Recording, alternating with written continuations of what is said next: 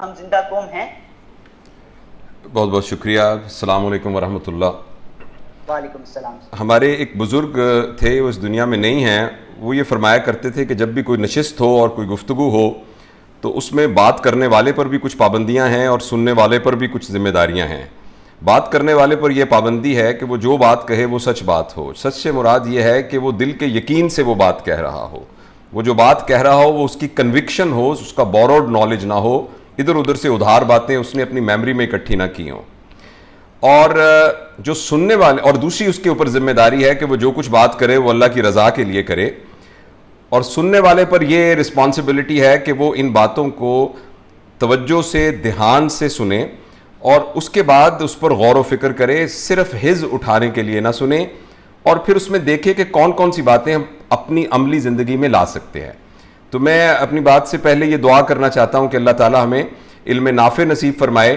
اور ہم اس گفتگو کے آخر میں، اس پورے سیشن میں جس میں ماشاءاللہ سلمان آصف صاحب اور قاسم علی شاہ صاحب اور باقی تمام لوگ موجود ہیں، سب پڑھے لکھے اور یونیورسٹیز کے طالب علم، اور جو ہمارا مستقبل ہے وہ تمام موجود ہیں. تو ہم سب اس 1.5 گھنٹے کی نشست کے بعد اپنے لیے کچھ ٹیک ہوم میسیجز لے کر جائیں اور اپنے لیے ایک راہ متعین کر کے جائیں. تو یہ میں اس دعا کے ساتھ وہ میں کچھ عرض کرنا چاہتا ہوں. دیکھیے، آپ کا جو سوال ہے یہ بہت سنجیدہ ہے کہ کیا ہم زندہ قوم ہیں.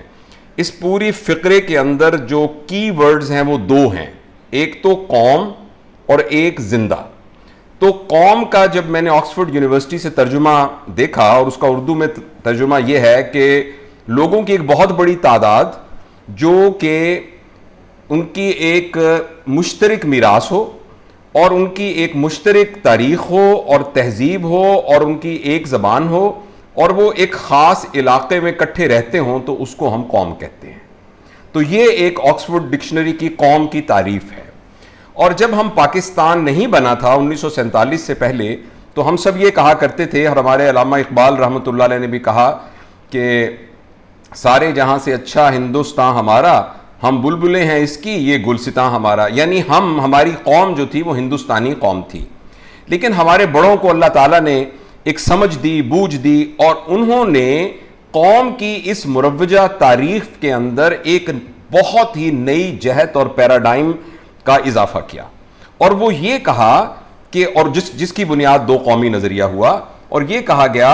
کہ یہ ایک زبان ایک ہو، تہذیب ایک ہو، رہن سہن ایک جیسا ہو، لباس ایک جیسا ہو، ہماری رسم و رواج ایک جیسے ہوں. اس کے ساتھ اس سے بھی زیادہ سٹرونگ بائنڈنگ فورس ایک قوم کو بنانے والی یہ ہے کہ وہ ایک خاص ایک ہی عقیدے کے پیروکار ہوں.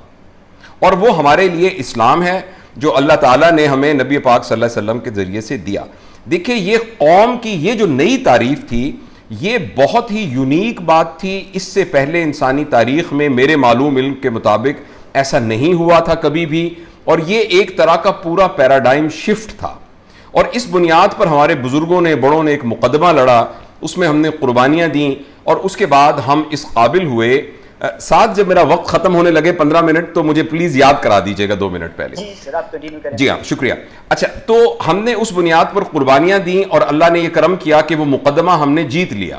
اور ہم اس نئے پیراڈائم، اس نئی تعریف اور نئے ہائپوتھیسس کے ساتھ ہمیں ایک علاقہ دے دیا گیا. اور اس کے ثبوت کے طور پر کہ جو ہم کہہ رہے ہیں وہ صحیح ہے، ہمیں اس علاقے کے درمیان میں 1000 میل کا ایک سو کالڈ دشمن ملک درمیان میں ہونے کے باوجود 2 علاقے دے دیے گئے، کیونکہ ہمارے نزدیک صرف زبان کا ایک ہونا اور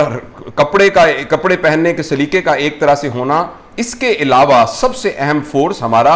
ایک کلمہ کے اوپر اور ایک بلیف سسٹم کے اوپر ہمارا جو اتحاد تھا وہ تھا. تو اس کے لیے ہمیں بہت زبردست ایک اپرچونٹی ملی کہ اب ہم نے اس یونیک آئیڈیا کو پروو کرنا ہے، اور یہ ہم سب کی ذمہ داری تھی. اب میں آپ کو جذباتی سطح پر آئے بغیر ایک انٹلیکچول، یعنی اس سطح کے اوپر آنے پر اگر ہم اس سفر کو آگے دیکھیں تو 24 سال کے بعد ہمارے تاریخ کا ایک بہت بڑا سانحہ ہوا، جس میں ہمارے اس آئیڈیا کو ایک بہت بڑا دھچکا لگا. اور وہ ہمارا ملک، جس کو ہم نے کہا تھا کہ ہم ایک قوم ہیں کیونکہ ہم ایک کلمہ پڑھتے ہیں، ان لوگوں نے یہ کہا کہ نہیں، ہماری زبان اور ہے اور ہمارے مسائل اور ہیں، تو اس لیے ہم وہ قوم نہیں ہیں.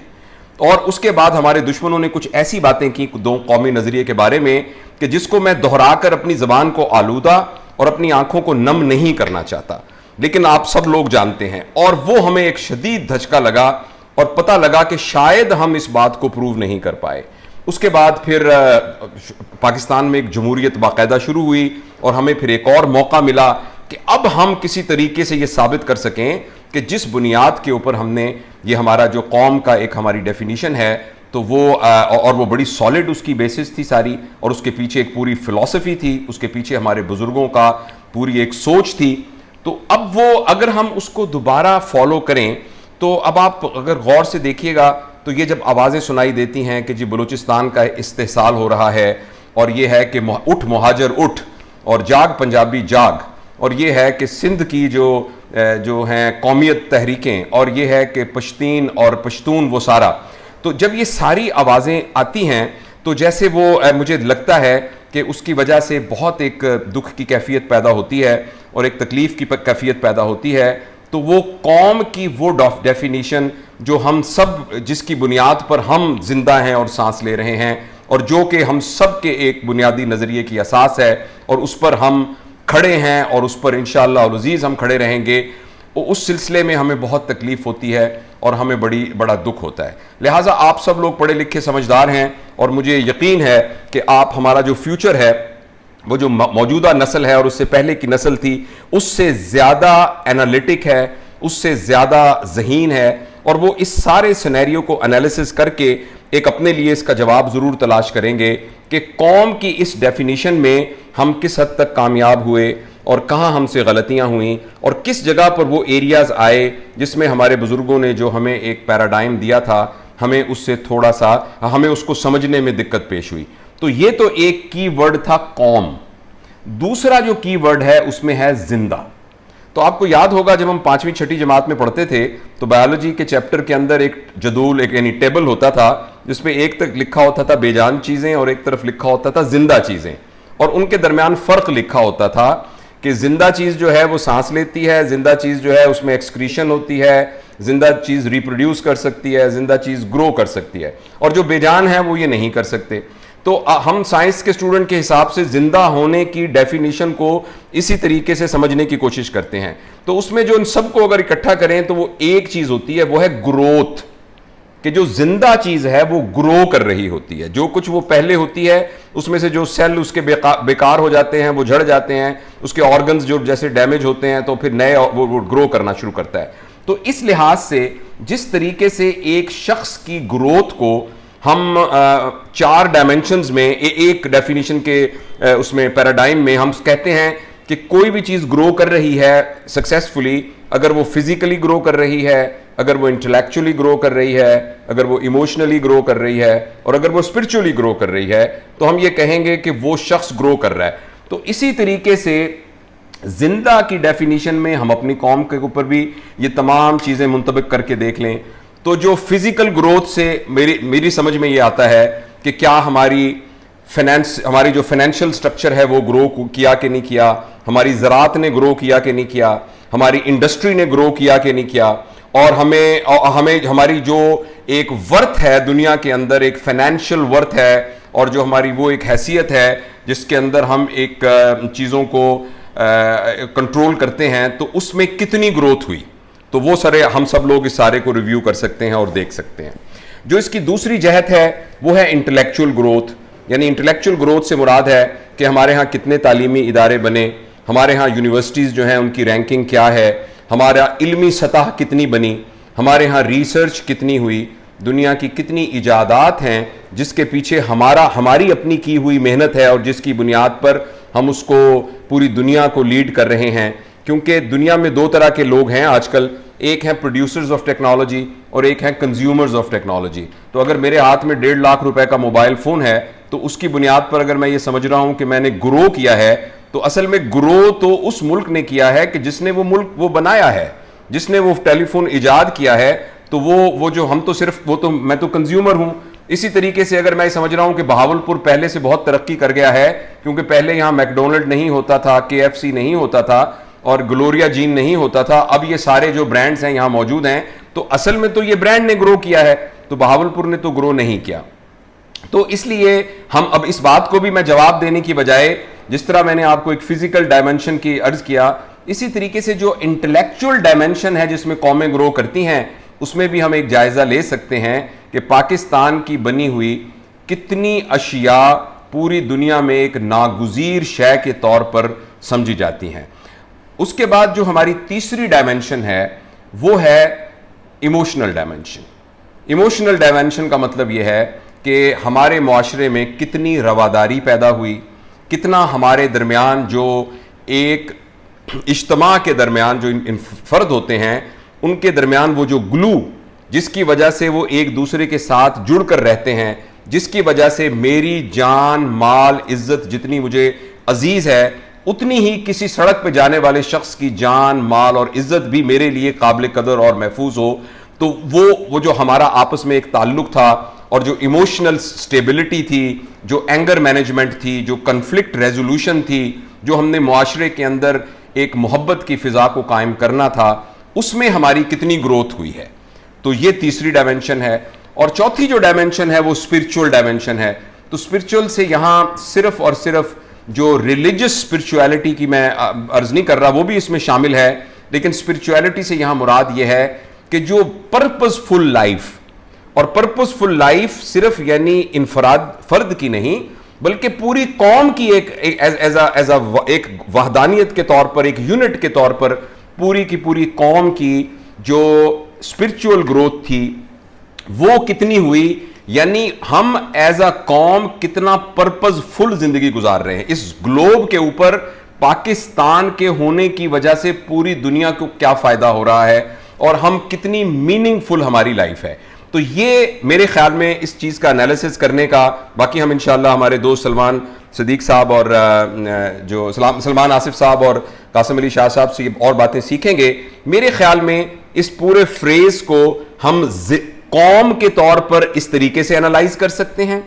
کہ ہمارے نظریے کے ساتھ ہماری کہاں کہاں پرابلم, اور ہمارے زندہ ہونے کو ہم ان 4 ڈائمنشنز کے ساتھ انالیسس کر سکتے ہیں. اچھا, اس سارے کے بعد ہو سکتا ہے کہ ہمارے ذہن میں ایک تھوڑا سا ایک ڈپریشن پیدا ہو رہی ہو, ایک مایوسی آ رہی ہو, اور ہمیں یہ لگ رہا ہو کہ یہ جو بات کی ہے تو اس بات میں تو ہمارا گراف نیچے ہے, اور اگر 100 میں سے آپ نمبر دیں تو قوم ہونے کے حساب سے بھی نمبر بہت کم جا رہے ہیں, اور جو باقی 4 ڈائمنشنز ہیں اس کے اندر بھی ہمارے پاس نہیں ہیں. لیکن میں آپ کو جو بات بالکل جیسے میں نے شروع میں سچ والی بات کی تھی, میں اپنے دل کے حق الیقین کے ساتھ اور پوری کنوکشن کے ساتھ یہ عرض کرتا ہوں کہ اس سارے 70-72 سال کے سفر کے دوران ہم نے جو کچھ بھی لوز کیا ہے لیکن ایک چیز لوز نہیں کی,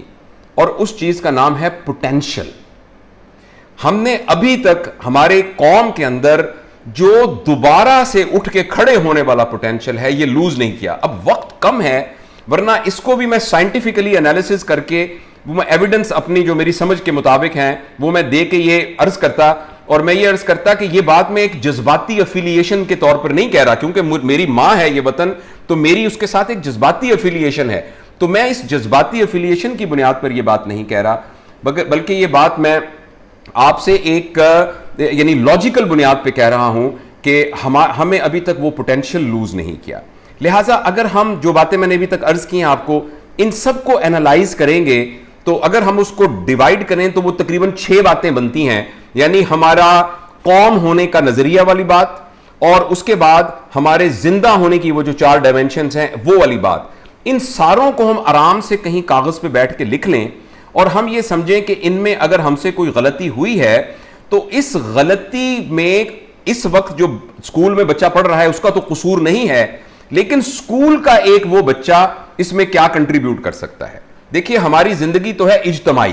اس میں تو کوئی شک نہیں ہے, لیکن اس اجتماعی زندگی کا دار و مدار انفرادی عمل کے اوپر ہے. لہٰذا ان 6 جہتوں میں جہاں جہاں ہم سمجھتے ہیں کہ ہم پیچھے رہ گئے, ہم میں سے ہر ایک کو اپنے لیے فیصلہ کرنا ہے کہ میں کیسے اپنے اندر کیا تبدیلی لے کر آؤں ایز اے فرد, جس کی وجہ سے ان 6 ڈائمنشنز کے اندر اور 5 ڈائمنشنز کے اندر میں اس میں اپنا حصہ ڈالنا شروع کر دوں.